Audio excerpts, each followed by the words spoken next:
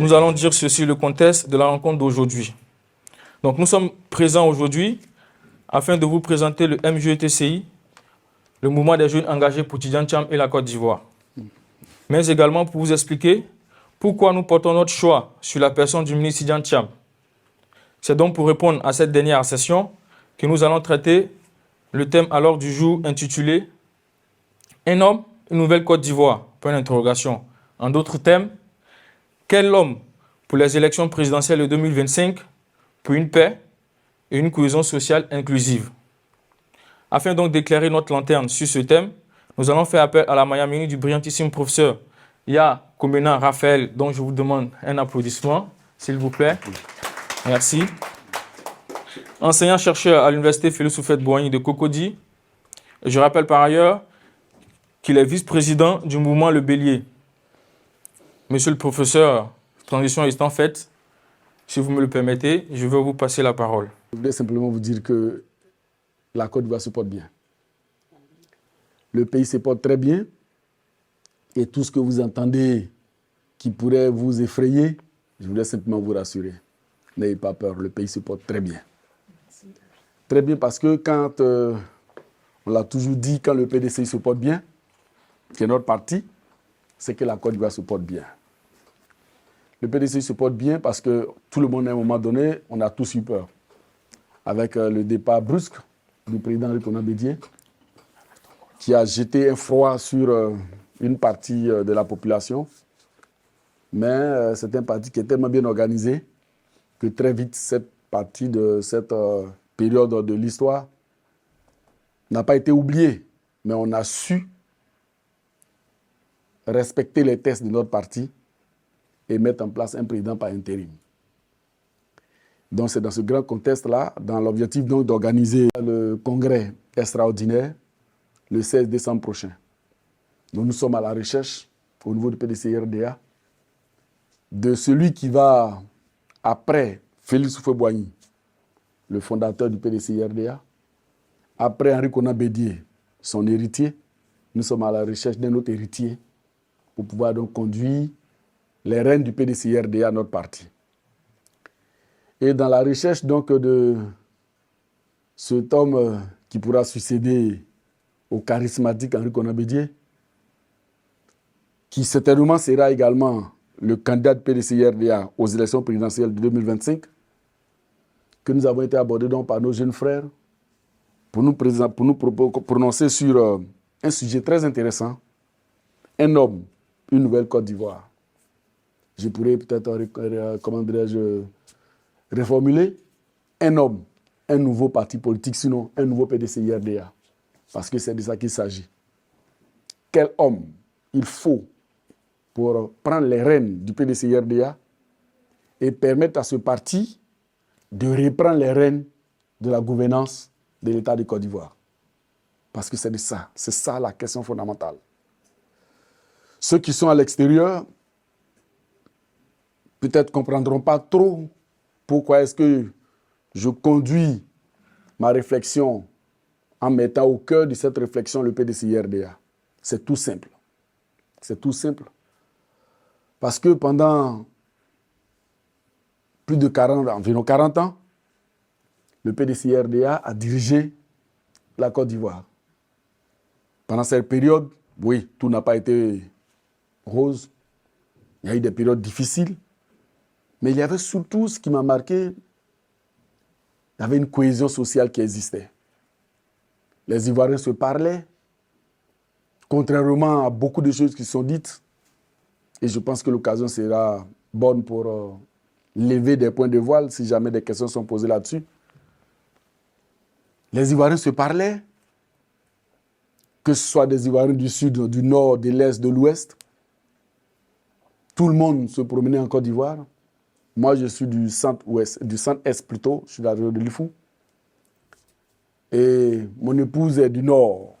Je suis Ya, elle est Koulibaly, Ouattara, de Korogo.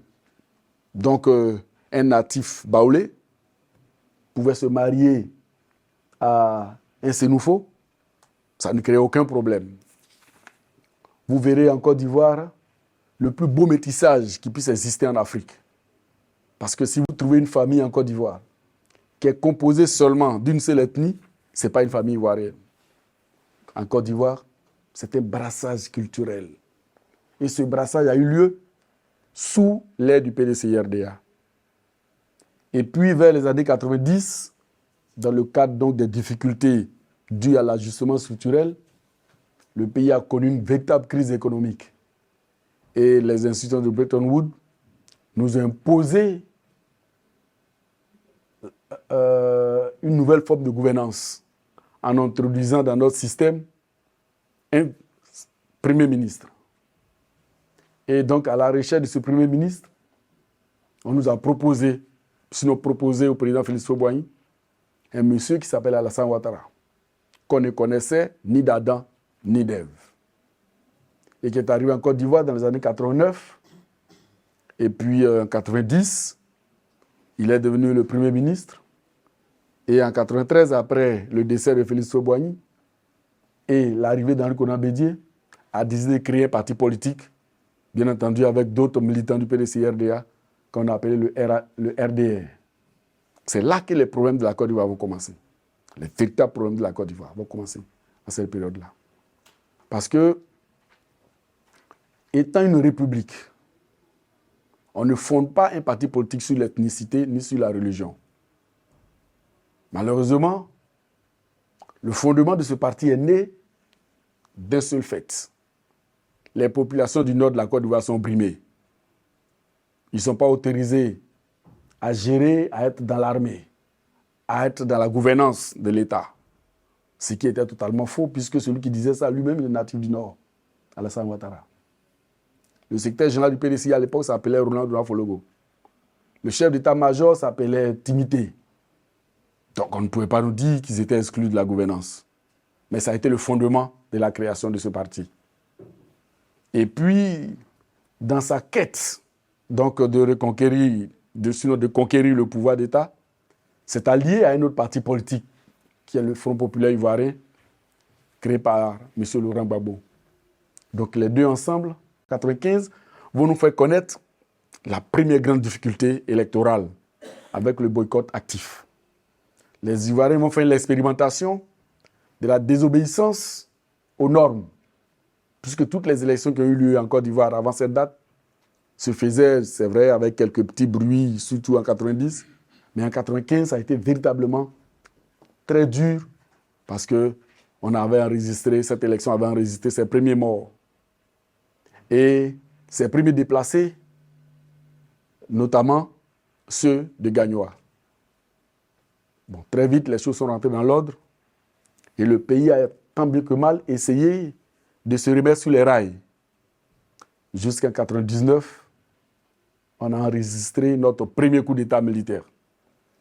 On a donné tous les qualificatifs, coup de force, tout ce que vous voulez, mais en réalité, c'était un coup d'État militaire, puisque opéré par des militaires.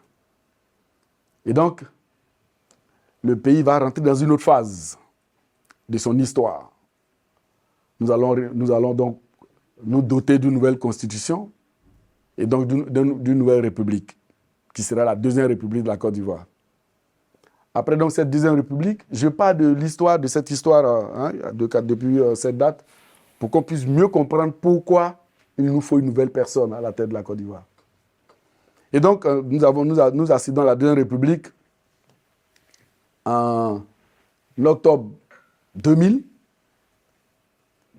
Après les élections, on s'est retrouvé avec deux vainqueurs.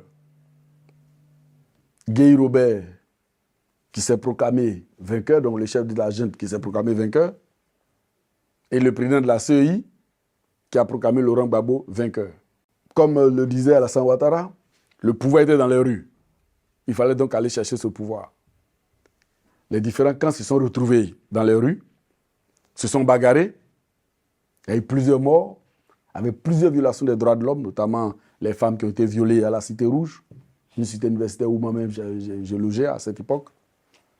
Et après tout ça, Sir Gbagbo Laurent finit par accéder au pouvoir et a pris les rênes de l'État.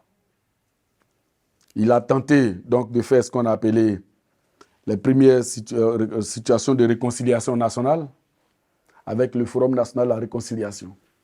Donc tous les protagonistes, tous les acteurs politiques ont été invités donc à participer à cette cérémonie de réconciliation nationale. Ça s'est très bien passé parce que le premier à prendre la parole parmi tous les invités s'appelait Henri Konan Bédié.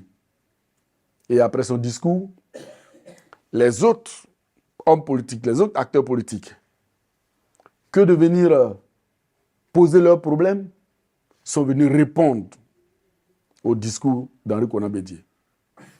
Tous les observateurs savaient que les résultats de ce forum allaient être biaisés.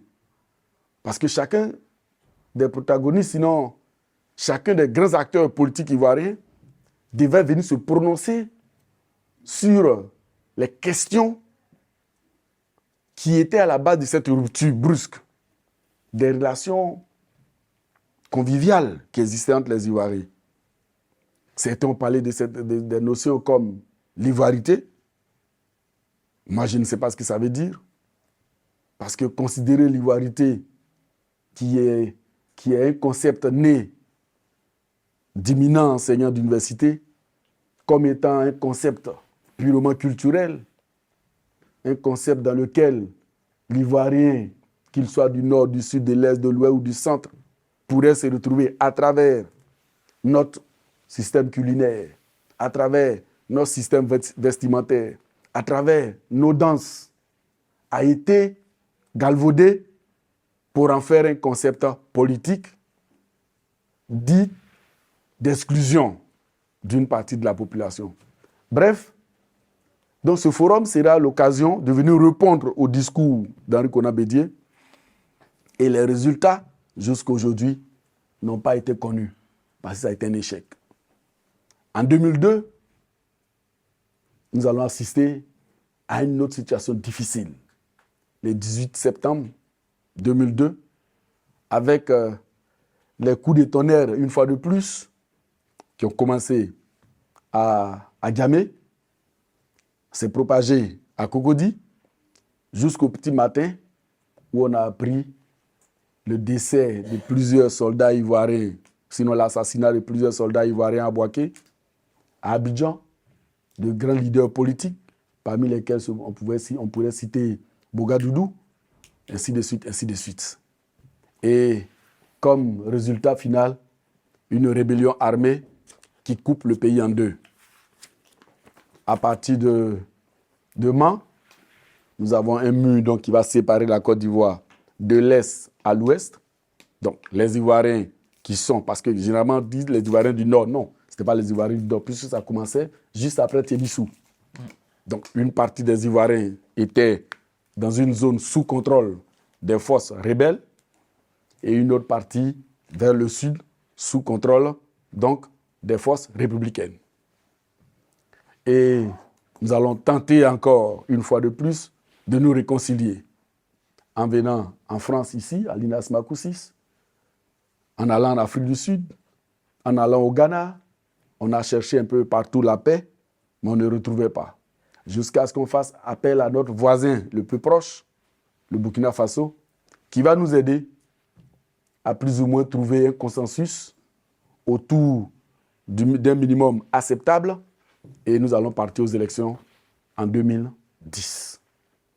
Une élection qui a vu la participation donc de tous les grands acteurs, Henri Konan Bédié pour le PDCI-RDA, Gbagbo Laurent pour le FPI, Alassane Ouattara pour le RDR. Et au premier tour, on ne va pas rentrer dans les autres considérations ou les interprétations. Nous allons nous retrouver avec deux leaders pour le second tour des élections. Il s'agira donc du FPI avec le président en exercice, Gbagbo Laurent, et l'opposant, Alassane Ouattara. Le PDCI-RDA étant donc dans une alliance avec le RDR, ont donc décidé de respecter leurs engagements de départ. Et donc, l'opposition se met ensemble au second tour pour combattre le parti au pouvoir. Et donc, le second tour des élections va aboutir à l'arrivée au pouvoir d'Alassane Ouattara. Bien entendu, après 4 mois de combat, après 4 mois de combat difficile. J'ouvre une petite parenthèse. Tout à l'heure, en me présentant, il a dit que je suis enseignant à l'université Félix-Houphouët-Boigny. Effectivement, peut-être que j'aurais dû commencer par là. Donc, je suis enseignant-chercheur à l'université Félix-Houphouët-Boigny. Je suis criminologue, criminopathiologue. Pathologue parce que j'ai fait un doctorat en culture de la paix, en spécialité gestion des conflits. Et donc, c'était pour moi l'occasion d'expérimenter certains instruments de recherche. Et donc, lorsque la population abidjanaise immigrait vers le nord pour se mettre à l'abri des combats d'Abidjan, avec un groupe de recherche, nous étions 6, nous sommes restés à Abidjan. Nous avons sillonné un peu les rues d'Abidjan pour nous rendre, pour essayer de comprendre, expérimenter nos outils de recherche et comprendre dans la réalité comment se fait une guerre, parce que nous n'avons jamais vu. Ça a été une très belle expérience. Et donc, pendant 4 mois, les Ivoiriens ont fait l'expérience de la guerre. Malheureusement, je le dis malheureusement, excusez-moi d'être un peu cynique, malheureusement, il n'y a pas eu suffisamment de morts. De sorte qu'on n'a rien retenu de cette phase de notre vie. 3000 morts, c'est estimé à 3000, mais pour vous qui êtes en Europe, vous savez déjà combien on a tué en Ukraine. Vous savez combien on a tué en quelques jours en Israël.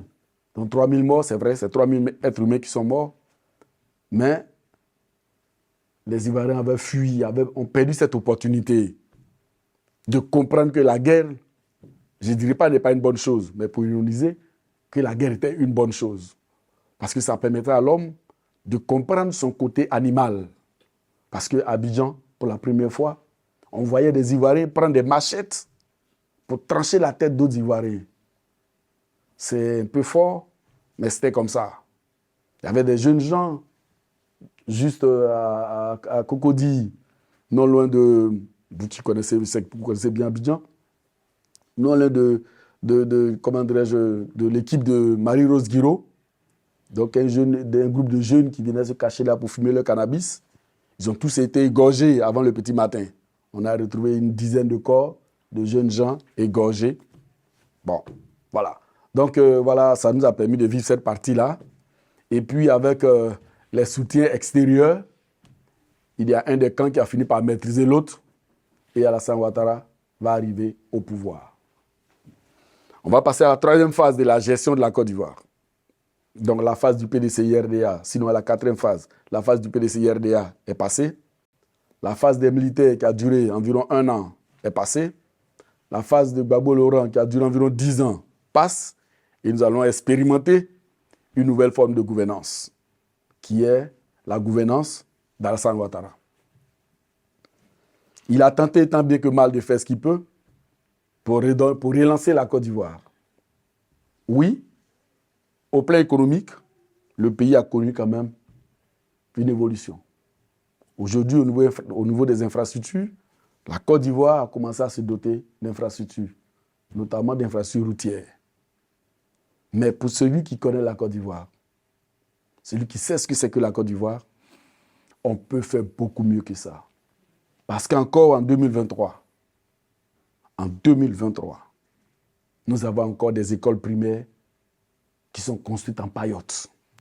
C'est-à-dire, c'est juste 4 morceaux de bois avec des feuilles de palmier qu'on met là-dessus pour couvrir et on met nos enfants en dessous pour apprendre à lire et à écrire.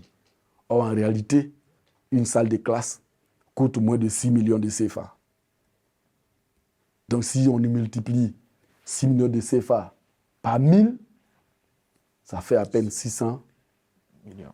600 millions de CFA pour avoir 1000 salles de classe. Aujourd'hui, le budget de l'État est estimé environ à 13 000 milliards de CFA. Et on a encore, en Côte d'Ivoire, dans la Côte d'Ivoire profonde. Non, pas dans la Côte d'Ivoire profonde. Parce que si dans un campement de producteurs de cacao, on a une école sous une paillote, on peut comprendre. Mais que dans des villages, on ait encore des écoles sous des paillotes, on se demande bien où va l'argent de l'État. Aujourd'hui encore en Côte d'Ivoire, vous pouvez vous déplacer sur 20 km sans trouver un centre de santé. Vous pouvez faire 20 km 30 km sans trouver un centre de santé. Donc, si vous êtes malade, vous devrez faire plus de 50 km pour pouvoir trouver un centre de santé. Et puis, quand vous arrivez dans ce centre de santé, qu'est-ce qu'il y a là-dedans? Le médicament le mieux connu en Côte d'Ivoire. Et quand on voit ça sur les chaînes étrangères, bon, enfin, quand je suis arrivé en France, j'ai essayé de regarder la chaîne France 24. Ça fait combien de jours je suis là, je n'ai jamais vu cette chaîne-là sur les différents câbles. Non. Mais chez nous, c'est la chaîne préférée. Je ne sais pas pourquoi, mais bon, voilà. Si ça ne passe pas. Voilà. France 24 ne passe pas en France, mais en Côte d'Ivoire, c'est la chaîne voilà, qui nous sert tout. Donc, quand on regarde sur la France 24, on nous dit que le paracétamol est un médicament dangereux pour la santé. Or, chez nous, quand vous arrivez à l'hôpital, le premier médicament qu'on vous propose et qui est à portée de main, c'est le paracétamol. Vous avez mal à la dent, paracétamol. Vous avez une diarrhée, paracétamol. Vous avez une fièvre, paracétamol. Nous sommes en 2023. La Côte d'Ivoire a 13 000 milliards de CFA de budget, dont 300 milliards de budget de souveraineté pour le président de la République. Si vous ne savez pas ce que c'est que le budget souveraineté, c'est de l'argent qui est dans un coffre. L'argent liquide est dans un coffre au bureau du président. Il ouvre et il l'utilise comme il veut, sans rendre compte à qui que ce soit. Aucune institution de l'État n'a le droit de contrôler la gestion du fonds de souveraineté du président de la République, qui aujourd'hui avoisine les 400 milliards de francs CFA.